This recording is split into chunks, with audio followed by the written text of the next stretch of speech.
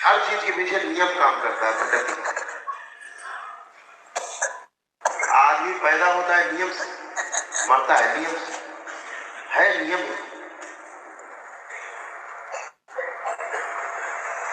तो कुछ भी रहस्य नहीं है, कुछ भी चमत्कार नहीं है, सब नियम से ही होता है। तो आपसे जो चर्चा हो रही है वो हो रही है प्रकृति के नियम, पूर्वजों की मुक्ति पर। तो पूर्वज की जो एक पूर्वज सीधे मुक्ति पाता है तो 54 दिन के अंदर उसका जन्म होता है। चर्चा यहां पर है। लेकिन एक दुष्ट पूर्वज होता है जिसका संहार होता है। संहार नंबर 2, प्रेतों के संहार में तो माताएं डकार जाती 4 चीजें उसकी। लेकिन इस दरबार का एक नियम और, जब पूर्वज का आपके संहार होता है, जिसकी एस्ट्रल बॉडी होती है, जिसके पास एस्ट्रल बॉडी है, उस पूर्वज का जब आपके संहार होता है तो माताएं उसकी 4 चीजें मूर्छित कर देती हैं। बुद्धि, चित्त, वृत्ति और मन को मूर्छित कर देती है। एक समय अवधि के लिए मूर्छित कर देती। जब तक वह 4 चीजें मूर्छित रहेंगी तब तक उसे मनुष्य जीवन में जन्म नहीं मिलेगा। लेकिन जैसे ही वो अपने किए गए गलत कर्मों के भोग को भोग लेगा अन्य योनियों में जाकर के, जैसे ही उसका भोग समाप्त होगा उसकी वह 4 मूर्छित वस्तुएं धीरे धीरे पुनः से जागृत होने लगेगी और बहुत ही शीघ्र वह फिर से एक गठन पूर्ण परमाणु बन जाता है। पुनः से एक तृप्त परमाणु बन जाता है। पुनः से वह एक अंश का परमाणु बन जाता है भगवान श्री कृष्ण के अनुसार, और वह पुनः से मनुष्यों में जन्म लेता है। इसके लिए उसे 10, 20, 25 साल लग सकते, 50 साल लग सकते। कुछ योनियों में जाना होगा उसको, उन योनियों में पैदा होकर के फिर मृत्यु होगी, उसके पश्चात मनुष्य मिल जाएगा। यह पूर्वजों के साथ व्यवस्था है। क्यों? क्योंकि उनके पास उनकी अपनी एस्ट्रल बॉडी है।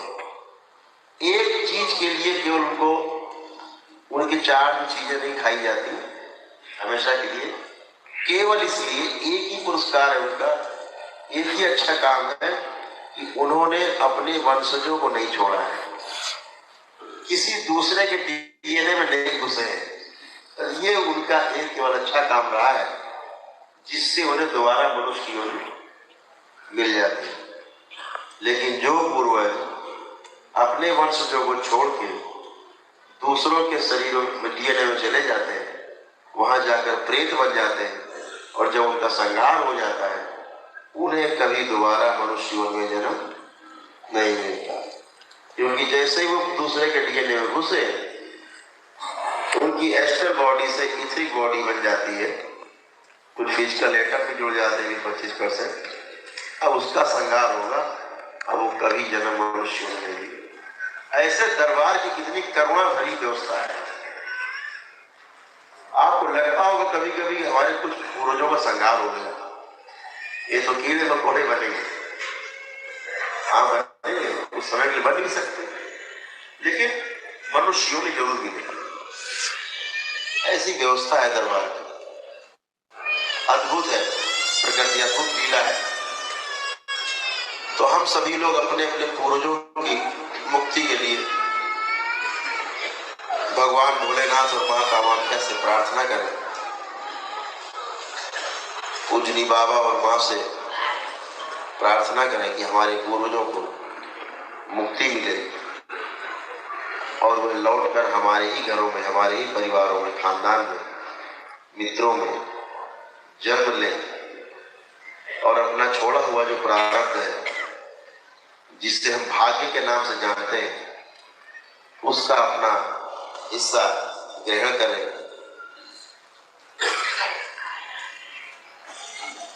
इस पूरे अस्तित्व में जितना है हम लोग उतना देख नहीं पाते, जितना है सोच नहीं पाते, देखना तो की बात।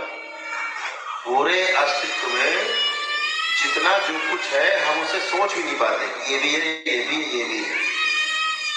और जितना सोच पाते हैं, अमेरिका, चीन, जापान, रूस, ये वो, अंतरिक्ष, चंद्रमा, जितना सोच पाते हैं उतना देख नहीं पाते। और जितना देख ले जाते हैं उसमें से कुछ कर नहीं पाते, सब रह जाता है करने से, पूरा नहीं कर पाते। और जो हमने कर लिया है, जो हमें मिला है, उसके प्रतिफल में पूरे जीवन में उसको भोग भी नहीं पाते। और जो भोगने से हमारे बचा रह जाता है, उसी को दोबारा से भोगने के लिए पुनः जन्म लेते हैं।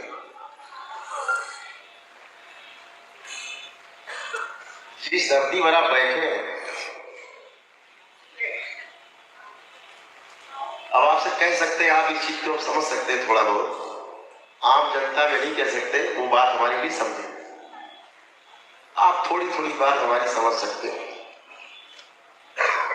जिस धरती के ऊपर अभी आप बैठे हैं, आज से 2700 वर्ष पहले कभी ये धरती हमारे स्वामित्व में थी, तो हम पुनः से यहां भोगने के लिए फिर आए। 2700 वर्ष पहले